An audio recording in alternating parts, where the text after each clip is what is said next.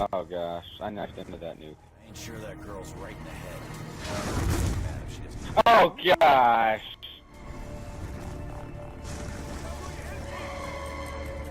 Well, at least all I had was Jug. Alright, let's go. Sometimes we just get so caught up in what we're doing that we just forget to look what's right above us. A giant robot foot. What up, it's Red, and I'm back with more zombies. Thought you wouldn't see zombies from me anymore. Nope, I'm still going to be bringing some zombie content because I have been playing a lot of zombies recently, specifically Origins, just because I love this map. There's so much to do, and it's so much fun, and it's not super easy like a lot of the other maps in Black Ops 2. So yesterday I watched a video from Play the Game Central, and they actually had a really good idea that I kind of wanted to pass around, forward it on to more people, let you guys know about it, and then you guys can tell more people about it, because I think this is a solid idea that could really make zombies a lot more fun. So in the description, it's the very first link. You're gonna see a video, and I want you to go watch that video, and when you're done watching the video, come back, open it in a new tab, and come back and then play it from here. Also, while you're in the description, make sure you click the link that says follow me on Twitter. I want you to go to that page and I want you to click the follow button. I don't have a Twitter. Make one so you can follow me.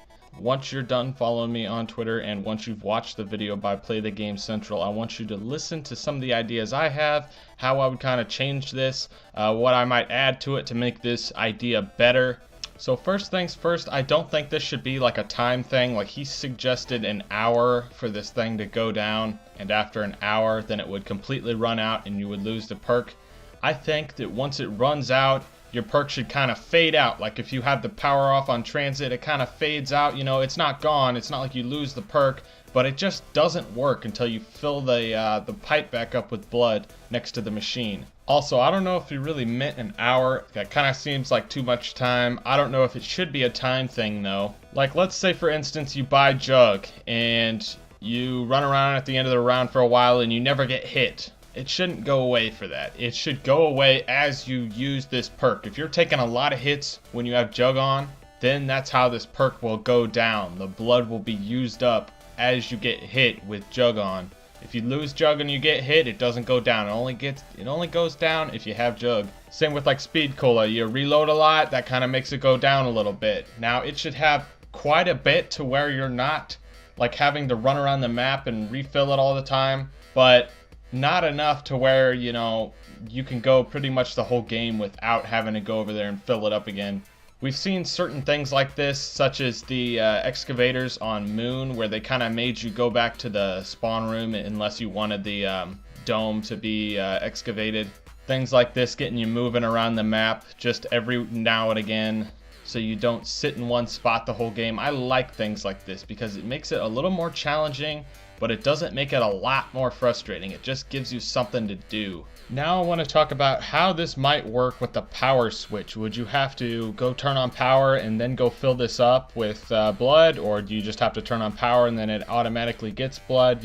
How exactly do we first buy the perk at the very start of the game? So maybe there could be a power switch. I think it just kind of depends on the map, but I think at the very beginning of the game, when you first want to get your perk, you should have to fill it up with blood from 20 zombies. Now later on, I think it could be about 40 zombies. After you've already gotten the perk, it would start to deplete, and you'd have to fill up with 40 zombies if it was completely empty. If it was half empty and you wanted to fill it up just to give yourself more time until you have to go over there again, you could just fill it with 20, etc. So here's just kind of a little, well, not really chart, but kind of a description of how this would work and how much of each perk you would get before it runs out. And this is just some stuff that I came up with real quickly. I mean, it'll probably take a lot of testing to get these numbers right, but this would just be kind of the premise and what I would start with. So Juggernog, you get 200 hits if you're playing by yourself, and then 250 if you play with two people, and plus 50 per player. You could do the math there. Same with all the other perks right here. And Quick Revive, it would just work like regular Quick Revive does now. There wouldn't be a blood tube for it if you're playing solo, but there would be if you were playing co-op. And let me make myself a little more clear on the plus per player thing. Like for Juggernog, it would be plus 50 per player. Like if you had Juggernog, like say there's like 2 people in the game that have Jug at the moment, then you get 250 hits for those 2 people, or just 200 for 1 person, or if all 4 people in the game have it, then that would be 350 hits. So I'm really going in depth with this. I hope you guys can stomach like all this craziness. You guys can kind of read on the screen. Real quick, we're going to do a little transition over to the other 2 that I want to look at. We're just looking at the Origins perks right now, but I'm sure they'll add in new perks, which they can figure out themselves. So that's what's going on with Mule Kick and Electric Cherry. Let's get back to the gameplay. And speaking of gameplay, I don't think you should have to run around to each perk just to see how much the tube is filled up. Sure, you should be able to look at the tube next to the perk and see about how much it has, but I think that in the when you hit the back button or the select button or the tab button, it should tell you how much how much of this perk you have left, how much blood you have for the perk.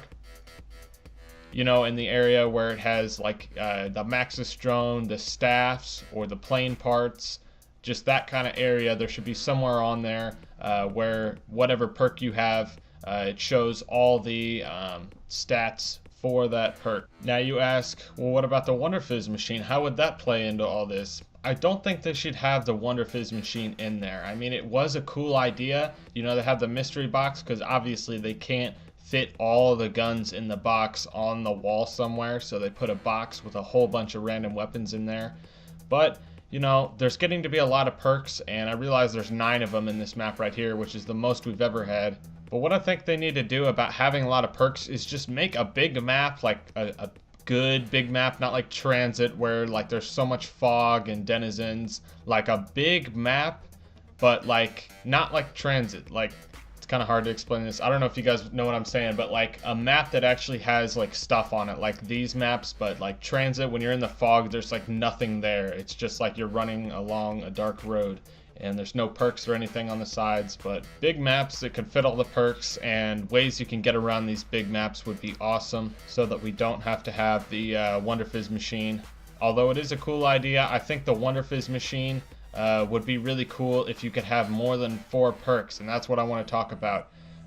With this new idea, I think the trade-off for having to run around the map and fill up the blood for these perks, I think you should be able to have all the perks you want. If you want to buy all 9 perks and just go up to the machine and buy it, you should be able to do that. And with the Wonder Fizz machine, maybe they could make it cost a little bit less, maybe $9.50, just like the box is, and just give us kind of smaller perks in there that we don't already have in the map. Just kind of perks that we've never seen before, like really small ones that might help us out, but never go away. They don't have a blood system. It's just, you know, you buy this perk and you just get kind of a random small bonus.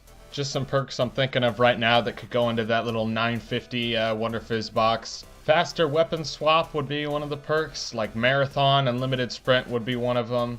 You could get 4 grenades at the beginning of each round instead of get 2 more grenades. You could have ICU get a little bit faster health regen. You know, some great perks and then some like bad perks, but no perk that's worth more than $9.50. So I think this is pretty much going to wrap up the video. Again, credit for this idea goes to Play the Game Central. Link in the description to their video once again. Make sure you guys go check them out. And make sure you forward this idea on. Maybe share my video, share their video. Whatever you want to do, just get this idea out there, because I think this could really make the game better. And if you don't think it could be better, hopefully they could at least make it an option to turn on, you know, like blood perks, turn on, turn off. You know, custom games, once again, needs to be expanded. Not just, do you want to play on easy or original? Like, I want to play on original. Custom games should have a lot more options in the next zombie game, but I'll talk about that in a different video. Anyway, follow me on Twitter and have a great day. What up, it's Red, and Little Red Planet is back. That's right, we're going to be playing Little Big Planet 2 again. We'll go right into some community levels. How do we get in here? I forgot how to do this. Community. Can we just... Is it Lucky Dip? Is that the cool levels? Yeah, I think it